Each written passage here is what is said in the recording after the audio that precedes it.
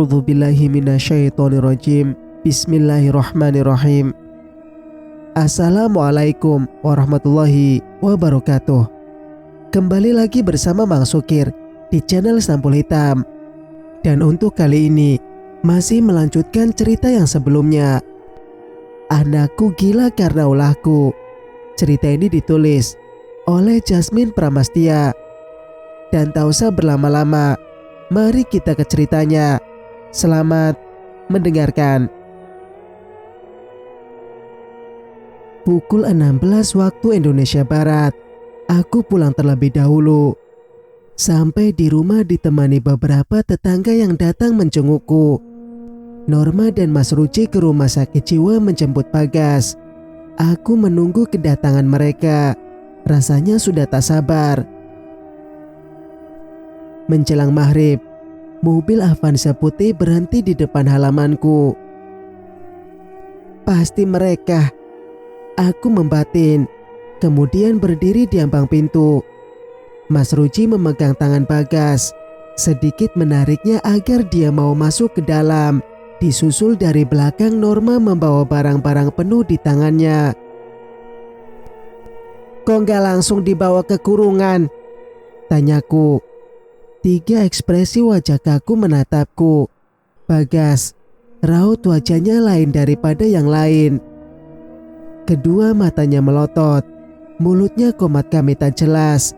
Apakah dia membaca mantra? Rantai saja di sini. Mas Ruci masuk ke dalam sambil menyeret paksa Bagas. Dia mencari rantai yang ia simpan. Bagas diikatkan ke tiang dekat dapur sekaligus terhubung dengan kamar mandi. Kenapa tidak sekalian dikurung, Mas? Tanyaku keberatan. Ini sudah malam, Mbak. Besok kan bisa. Apa nggak sekalian saja Bagas digantung di pohon? Ketus Norma. Norma membanting kresek yang berisi pakaian Bagas. Raut wajahnya tampak lelah karena perjalanan. Begitu juga dengan Mas Ruci. Kok kamu yang sewot, Nur? Iya. Memangnya kenapa kalau aku sewot, Mbak? Bagas kan anakku. Aku mencoba membela diri sendiri. Terus? Ya... Apa harus semena-mena padanya? Dia anakmu, Mbak Sum. Di mana hati nuranimu sebagai seorang ibu? Aku bukan ibunya, tapi aku berhak untuk menjaganya. Dia keponakanku. Sejak kapan Mbak hilang akal? Oh, aku tahu. Jangan-jangan Bagas gila karena kamu, Mbak. Iya kan? Ngaku saja. Tanganku rasanya ingin sekali menampar wajahnya. Aku baru tahu kalau ada ibu macam kamu, Mbak. Ucapnya lagi. Wanita kurang ajar ini harus diberi pelajaran. Aku mengangkat satu tanganku bersiap untuk menamparnya. Namun, apa-apaan sih kalian? Bentak Mas Ruci. Mas Ruci menarik tanganku. Harusnya tamparan itu sudah melayang di pipi Norma. Kamu juga sih, Dek. Kapan sih sadarnya? Apa? Mas Ruci memarahiku. Bukannya membela istri malah membela orang lain. Mas membela Norma.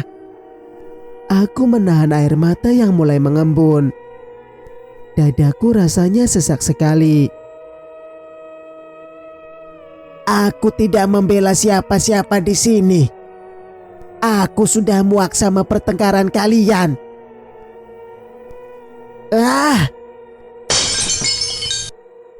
Suara piring dibanting Bagas. Kami bersamaan melihatnya. Bagas meraup pecahan piring itu, lalu menggenggam erat-erat pecahannya hingga kedua telapak tangannya berdarah. Bagas meringis hingga sederet giginya kelihatan semua. apa yang dia lakukan di luar kendali. Apa-apaan ini Bagas? Suaraku memekik telinga. Darahku mendidih hingga ke ubun-ubun. Mataku mendelik ke arahnya. Bagas tidak menghiraukanku. Mimik wajahnya plonga-plongo seperti anak kecil yang sedang dimarahi. Polos tidak mengerti apa-apa. Darah yang menetes ke lantai. Bagas sapu menggunakan telapak tangannya. Kemudian mengusap wajahnya hingga berubah berwarna merah. Membuat aroma anyir menguap ke udara. Astagfirullah, Bagas, jangan begini. Mas Ruci menghampirinya, lalu membasuh muka Bagas dengan air bersih. Norma membantu suamiku, sedangkan aku hanya menonton mereka. Menurutku terlalu berlebihan sekali. Toh, Bagas begitu di luar kendali. Mungkin, atau dia sengaja mencari perhatian. Kamu pulang sana, sudah malam. Aku mengusir Norma. Bosan melihatnya di sini terus. Bukannya senang dengan keberadaannya, tapi muak. Mbak Yu ngusir? Iya, kenapa? Tanyaku balik. Aku membuang muka. Sudah, kamu pulang saja. Istirahat. Kasihan anak suamimu menunggumu di rumah. Jangan ladenin mbakmu yang gak waras ini. Sindir Mas Ruci kepadaku. Norma tidak membantah. Ia segera pergi dan berpamitan pada Mas Ruci. Kali ini mbok yo manut. Mas Ruci memasangkan baju untuk Bagas. Dia juga yang menyiapkan tempat tidur Bagas, membawakan kasur tipis untuk tidur dan tak lupa membawa bantal serta selimutnya. Tidur di sini. Mas Ruci menepuk-nepuk tangannya di kasur. Bagas duduk pelan-pelan sambil menatap Mas Ruci, cengar-cengir kayak kesurupan. Kemudian Bagas duduk menghadap tembok. Tangan Bagas masih terikat rantai. Agar tidak berbuat nekat, Mas Ruci juga menjauhkan alat-alat atau barang-barang yang membahayakan dirinya dan orang lain. Kalau mau buang air besar atau kencing kamu ke sana ya. Tunjuk Mas Ruci ke arah kamar mandi. Ia dengan telaten memberitahu Bagas. Percuma ngasih tahu. Pasti buang air di tempat. Aku beranjak pergi. Mas Ruci menatapku tajam tanpa mengatakan apa-apa. Tidur di sini. Jangan hiraukan ibumu. Entah Bagas mengerti atau tidak. Tidak ada sautan ataupun respon darinya. Bibirnya bungkam. Kedua matanya lah yang berputar-putar ke sana kemari. Nanti dia cekikikan sendiri atau berbicara sendiri. Dasar gila. Singkat cerita, detak jam terdengar nyaring kala malam semakin larut. Aku tak bisa memejamkan mata. Pendengaranku terganggu oleh suara di dapur. Bagas berulah lagi. Jika aku memarahinya sudah pasti aku yang dianggap gila oleh Mas Ruci. Jika dibiarkan semakin berisik, lebih baik aku pura-pura tidur saja. Sum, makan. Bagas memanggilku. Makan, teriaknya lagi. Ranjang tempat tidurku bergerak. Mas Ruci bangun menuju dapur. Sudah menjadi resikonya. Dia yang mau menanggung bebannya. Beban repot yang direpotkan Bagas. Aku terkekeh geli di dalam kamar. Papa ambilkan ya. Mas Ruci menawarkan diri. Aku hanya mendengar suara Mas Ruci dari dalam kamar. Kamu lapar ya? Sebentar, Papa ambilkan piring dulu. Orang yang diajak bicara tak juga menyahutnya. Kendati demikian, Mas Ruci tak mau menyerah. Dia perlakukan Bagas penuh kasih sayang layaknya anak sendiri.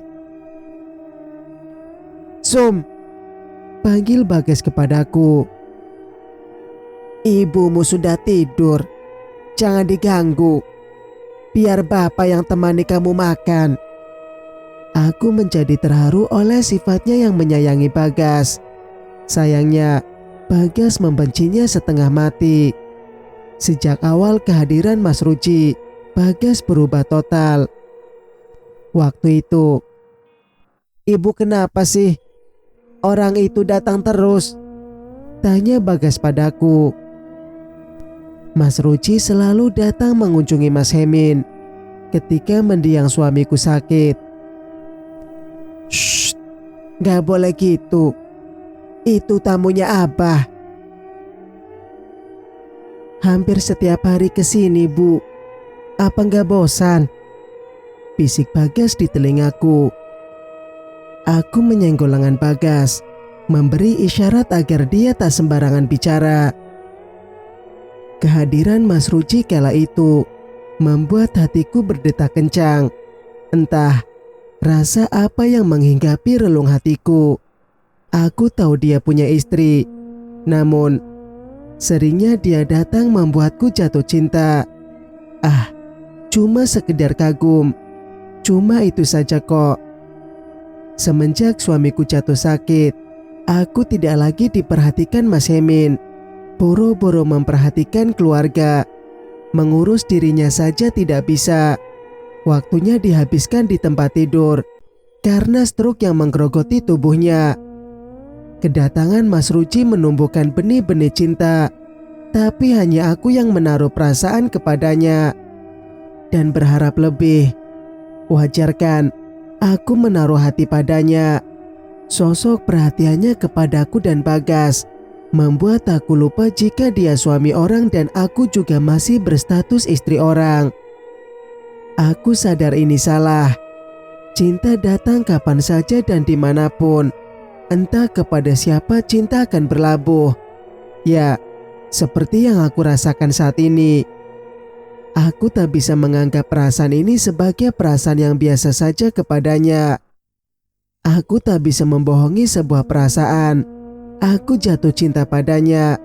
Kehadirannya selalu kutunggu. Aku selalu menyebut namanya sebelum tidur, berharap Mas Ruci datang dalam mimpi indahku. Setiap Mas Ruci datang pasti degup jantungku tidak karu-karuan rasanya. Ada panas dan dingin, mungkin lebih dari itu. Kalian pasti tahu bagaimana seseorang yang sedang jatuh cinta. Kadang kami saling melempar senyum. Aku tidak tahu jika Bagas selalu mengawasi gerak-gerikku. "Maaf." Mas Ruci membantuku memunguti buah tomat yang sedang berjatuhan. Dia tidak sengaja menabrak tubuhku. Semua tomat berhamburan ke lantai. Kami memunguti satu persatu, hingga tak sengaja tangan kami saling bersentuhan, dan kami tak sengaja bertemu pandang. Dehem Bagas. Dia mempergokiku. Kami pun mendadak canggung. Bagas menatap Mas Ruci penuh kebencian. Dia berjalan sambil mendekati Mas Ruci. "Jangan goda ibuku," ancamnya.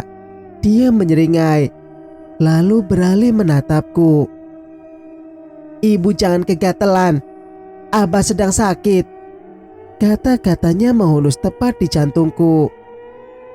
Aku yang tak menyangka bakal seperti itu, sontak membuatku malu dan serba salah. Kejadian ini tidak disengaja, sehingga membuat Bagas salah paham. Sampai sekarang dia membenci Mas Ruci. Ayah sambungnya. Kesalahpahaman itu rupanya telah lama bercokol di hati Bagas, sampai aku dan Mas Ruci menikah. Singkat cerita, sepanjang hari kegiatanku seperti ini, mengurus anak yang tak waras. Kali ini aku mengakui bahwa Bagas gila. Muak sudah dengan tingkahnya. Mengapa aku menyebutnya demikian? karena kelakuannya tidak pernah berubah. Berteriak, menangis, bernyanyi dan berbicara sendiri. Diajak bicara tak nyambung, membuang kotorannya di sembarang tempat. Hari telah berganti, bulan terus bergulir. Waktu tak lagi sama. Setiap detik terus merangkak hingga pergantian tahun. Sepanjang hidup Bagas berada di dalam kurungan. Entah berapa lama. Apa dia tidak bosan? Apa Bagas tahu betapa lelahnya aku mengurusnya? Tahun telah berganti. Tahun 2015 telah memasuki masa yang paling panjang. Tuhan, aku lelah mengurusnya. Kadang perasaan bosan meliputi pikiranku. Pernah berharap dan mendoakan agar Bagas supaya cepat mati. Ya, kalian tahulah, meskipun dia di dalam kurungan, tapi tetaplah itu melelahkan. Mas Ruci duduk melamun di teras dapur. Hidupnya sudah tak bersemangat lagi. Apa karena faktor usia? Kok melamun, Mas? Tanyaku memecah lamunan. Capek. Dia menghela napas panjang. Belum berangkat kerja kok capek, sindirku. Mas Ruci melirik ke arahku sekilas. Apa kamu tuli? Aku ini capek. Yang kamu pikirkan kerja. Apa hari ini tidak bisa makan? Apa hari besok tidak bisa makan juga? Cih, cerewet sekali dia. Lagi-lagi capek. Salah sendirikan. Repot-repot memasukkan Bagas ke rumah sakit jiwa. Buang-buang uang saja. Aku bertahun-tahun mengumpulkan uang itu untuk umroh. Malah dihabiskan begitu saja. Salah ya, aku menuntutnya untuk bekerja keras. Mas, jangan lupa ya, tabunganku berkurang.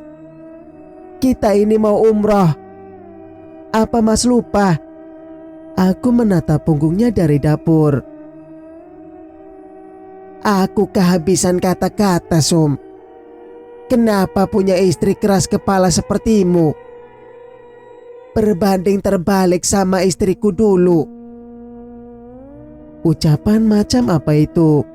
Dia membandingkanku dengan orang yang sudah mati. Aku tak bisa terima. Gelas yang ada di atas meja makan. Aku menyapunya hingga jatuh ke lantai. Pecah berkeping-keping. Seperti hatiku saat ini. Jangan mengucapkan mantan. Apalagi sudah membandingkan aku dengannya. Kalau menyesal menikah denganku, kenapa tidak ikut dengannya di alam kubur? Aku melihat Mas Ruci mengepalkan tangannya. Kamu keterlaluan, Suminah. Mas Ruci berdiri menatapku dari luar pintu. Benarkan apa yang aku katakan. Dadaku menggebu-gebu. Lahar panas ini rasanya akan meluap. Napas yang keluar dari hidung terasa dingin. Ritme jantung kian meningkat, berdegup kencang, sampai-sampai dada rasanya mau meledak kapan saja. Seandainya umurku tak sesenja ini, lebih baik aku hidup sendiri dengan anak-anakku. Percuma hidup dengan orang yang tak sejalan pikirannya. Terus, mau apa sekarang? Mau meninggalkan aku, begitu? Mas Ruci tak menjawabku. Jawab, Mas. Jangan diam saja. Aku mendesaknya. Iya, seharusnya begitu. Tapi karena amanah mendiang Mas Hemin, aku tidak bisa. Mas Ruci mendadak memelankan suaranya. Amanah? Aku membulatkan mata, dahiku berkerut. Maksudnya apa yang dikatakannya tadi? Amanah, amanah apa? Aku tidak salah dengarkan. Maksud Mas? Tanyaku padanya. Rasa penasaran yang begitu tinggi membuatku terpaksa menurunkan emosi dan ego demi mencari tahu apa yang dikatakan Mas Ruji barusan. Amanah dari Mas Hemin yang diberikan kepadaku. Mas Ruji menarik napasnya. Pria kekar dan berpostur tinggi itu menghampiriku, menarik tangan agar aku duduk di kursi. Ia pun mendaratkan bokongnya ke kursi kayu yang ada di hadapanku. Dengarkan aku dulu, ujarnya. Dia menarik napas. Mas Ruji mulai menceritakan semuanya. Jadi, dulu Mas Hemin sakit keras. Ia terbaring di atas ranjangnya. Hanya kedua tangan yang bisa digerakkan. Untuk aktivitas lain dibantu kamu. Semuanya mengandalkan kamu. Aku kasihan sama kamu. Untuk itu aku izin ikut merawat almarhum. Meringankan bebanmu. Aku sudah menganggap Mas Hemin sebagai kakak sendiri. Kedekatanku dengan Mas Hemin terjalin sangat lama sebelum mengenal kamu. Dia memang guruku, meskipun berbeda beberapa tahun dengannya. Suatu hari Mas Hemin memintaku menjagamu dan Bagas. Almarhum mengatakannya setelah istriku sudah meninggal. Mas Ruji menjeda ucapannya. Waktu itu, aku tak janji Mas, ucap Ruji. Kedua bola matanya berkaca-kaca. Berjanjilah, jika umurku sampai di sini, jaga mereka untukku. Bila perlu menikahlah dengan Suminah. Buat dia bahagia. Ada keinginannya untuk pergi umroh bersamaku. Ajalku tak lama lagi, Ci. Menikahlah dengan Suminah agar jalinan silaturahim kita tidak terputus sampai di sini. Kamu mau kan menikah dengan Suminah? Mas mohon berjanjilah. Kamu sudah aku anggap sebagai adik sendiri. Besar harapanku padamu, Ji. Tapi Mas, kamu tidak mencintai Suminah. Aku tahu. Seiring waktu berjalan, cinta akan tumbuh dengan sendirinya. Berjanjilah, Ruji, agar aku mati dengan tenang. Aku janji, Mas. Mas Ruji menyeka air matanya mengenang Mas Hemin. Dia menutup cerita dengan terisak. Aku terpaku mendengar ceritanya. Aku bisa menyimpulkan bahwa Mas Ruji menikah denganku karena terpaksa dan bukan atas dasar cinta. Berarti Mas Ruji menikahiku. Berarti Mas menikahiku karena terpaksa. Aku tersenyum ketir. Itu dulu. Namun, waktu teruslah berjalan. Aku pun jatuh cinta padamu, Sum. Sampai saat ini, ucap Mas Ruji meyakinkanku. Bohong, teriakku. Aku tak mampu membendung air mata. Pertahananku runtuh seketika. Beneran, sekarang aku mencintaimu, Sum. Tapi tapi tidak bisa melupakan mendiang istrimu. Mas masih mencintainya kan? Aku menyambar pembicaraannya. Mas Ruci terdiam. Benarkan apa yang aku katakan? Rupanya percuma aku menjelaskan semuanya padamu, Sum. Keras kepala, egois dan suka berprasangka buruk. Itu yang aku tidak suka darimu. Mas Ruci berdiri. Wajahnya bertekuk-tekuk masam. Mas mau kemana? Aku belum selesai bicara. Aku menarik tangannya kasar. Apalagi yang mau dibicarakan, Sum? Mas Ruci menepis tanganku. Jadi benar, Mas tidak mencintaiku? Tanyaku ragu. Mas Ruci menatapku. Otakmu ada yang tidak beres. Apa tidak bisa mencerna ucapanku tadi? Tanyanya lagi. Aku terdiam. Bibir ini menjadi keluh. Menghempaskan bobotku dengan pasrah di atas kursi kayu. Aku terisak. Mengapa Mas Ruci merahasiakannya dariku? Singkat cerita, kicau burung gereja terdengar di dahan-dahan samping rumahku. Tetesan embun masih setia menyelimuti dedaunan hijau di atasnya, basah dan sejuk. Pertengkaran kecil kala itu membuatku bersikap canggung satu sama lain. Mas Ruci hingga hari ini masih membungkam mulutnya. Aku sadar, untuk apa umur setua ini memikirkan cinta? Aku terlalu kekanak-kanakan. Hei, siapa bilang? Kalian pernah dengarkan? Ada istilah jika usia senja nanti akan ada jatuh cinta kedua. Aku meyakini itu. Buktinya terjadi padaku saat ini.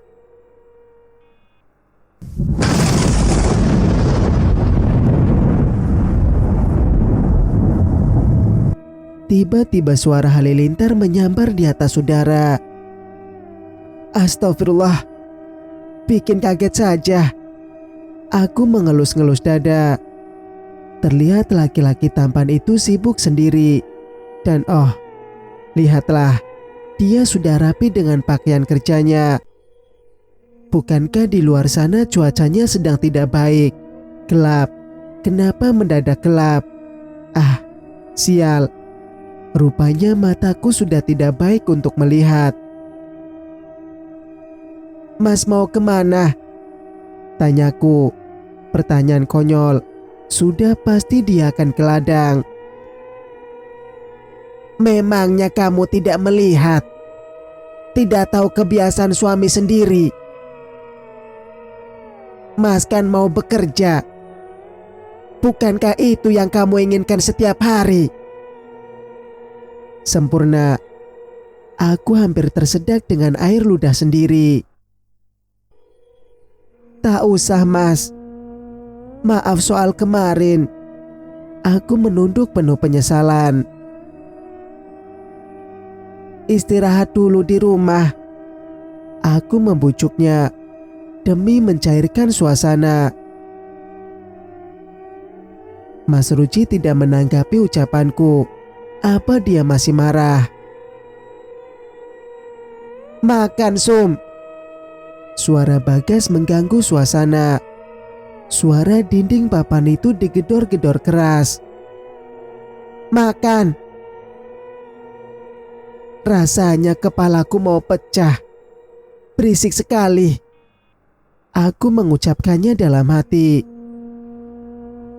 Kalau aku ucapkan sungguhan sudah pasti Mas Ruci bertambah marah. Aku menggulung rambut, mengikatnya dengan ikatan ujung rambut, lalu merapikannya. Kemudian mengambil plastik mengisi makanan. Jika tidak diberi makan, dia tidak berhenti berteriak. Kemudian berjalan menghampirinya di kurungan. Ketika sudah dekat ke kurungan Bagas, aku sontak menjepit hidung dengan dua jariku. Astagfirullah, baunya. Aku cepat-cepat memasukkan plastik hitam ke kurungan Bagas. Aku bergegas kembali dan menjauhi kurungan tersebut. Aroma kotoran Bagas menyambut pagiku. Untung saja perut belum diisi apa-apa. Bisa-bisa keluar lagi isinya. Setelah sampai di dapur, aku tak menemukan Mas Ruji di dalam. Aku mencarinya. Dia keras kepala. Dibilang jangan berangkat. Sebentar lagi hujan. Malah berangkat. Aku bermonolog sendiri. Aku menjadi merasa bersalah. Dia juga belum menyentuh makanan yang sudah aku siapkan di atas meja makan. Aku berniat menyusulnya, membawa payung untuk berjaga-jaga kalau hujan, dan membawakannya makanan yang aku masukkan ke dalam rantang. Aroma mau hujan tercium oleh hidung. Langit semakin gelap. Angin mulai berhembus kencang hingga membangunkan bulu kuduk. Cepat-cepat aku melangkah lebar menuju ladang. Sebenarnya, aku kesusahan untuk melihat. Mata yang tersisa satu ini sudah rabun. Nasib musum. 10 menit kemudian aku sampai di ladang. Mas Ruji sudah mulai mencangkul tanah. Ya ampun, rajin sekali.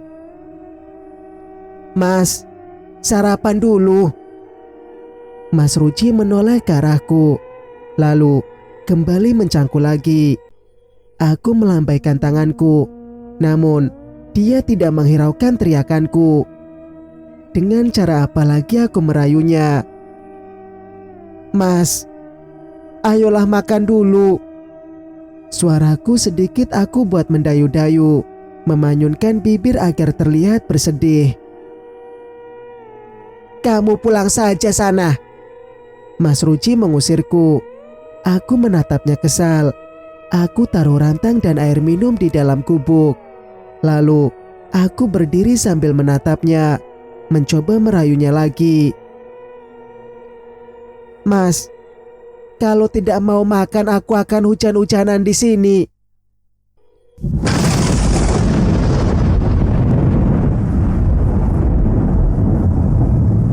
Petir menyambar lagi. Aku terkejut dan memejamkan mata. Aku membuka mata. Astagfirullah. Mas! Aku berteriak histeris. Mas Ruji tersungkur ke tanah. Dari kepalanya mengeluarkan asap. Aku menghampirinya dengan berlari. Apakah petir itu menyambar suamiku?